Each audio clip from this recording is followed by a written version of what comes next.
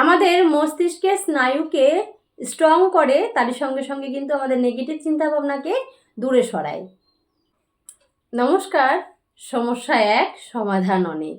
সেই রকমই আজকে আলোচনা করব মুদ্রা নিয়ে। মুদ্রাও কিন্তু আমাদের শরীরকে সুস্থ রাখার জন্য অনেকটা ভূমিকা পালন করে। তাই আজকে দেখে নেব মুদ্রা করার পদ্ধতি। মুদ্রা অনেক রকমের হয়। আজকে দেখে নেব ধ্যান মুদ্রা বা জ্ঞান মুদ্রা কিভাবে করতে হয়। মুদ্রার সাহায্যে পঞ্চভূতকে নিয়ন্ত্রণ করা যায়। আমাদের শরীর তৈরি হয়েছে পঞ্চভূত দিয়ে, তাই পঞ্চভূতকে যদি আমরা নিয়ন্ত্রণ করি আমরা কিন্তু নিরোগ থাকবো, সুস্থ থাকবো। দেখে নেব কিভাবে পঞ্চভূতকে আমরা নিয়ন্ত্রণ করব। আমাদের হাতের 5 আঙ্গুল 5টা ভূতকে ইন্ডিকেট করে। প্রথমে রয়েছে বৃদ্ধা আঙ্গুল। বৃদ্ধা আঙ্গুল ইন্ডিকেট করে অগ্নি বা সূর্যকে, অর্থাৎ তেজকে। তারপর রয়েছে তর্জনী। তর্জনী ইন্ডিকেট করে বায়ু বা বাতাসকে। মধ্যমা ইন্ডিকেট করে আকাশকে, এবং অনামিকা ইন্ডিকেট করে পৃথিবীকে। কনিষ্ঠা ইন্ডিকেট করে জলকে। মুদ্রার দ্বারা আমরা এই পঞ্চভূতকে নিয়ন্ত্রণে রাখবো।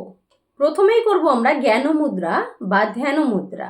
ধ্যান মুদ্রার লাভ আমরা একটু জেনে নিই। ধ্যান মুদ্রা আমাদের ধ্যানাত্মক স্থিতিকে বৃদ্ধি করে, আমাদের স্মৃতিশক্তিকে বাড়ায়, তারই সঙ্গে সঙ্গে কিন্তু মনকে একাগ্রতা করে।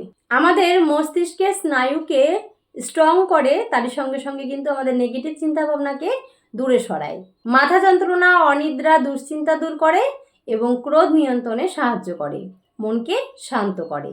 তো আমরা এতগুলো লাভ পাচ্ছি, তাই মুদ্রাটা কিভাবে করব আর কখন করব একটু জেনে নিই। আমরা ধ্যান মুদ্রা করব তর্জনী এবং বৃদ্ধা আঙ্গুলের সাহায্যে।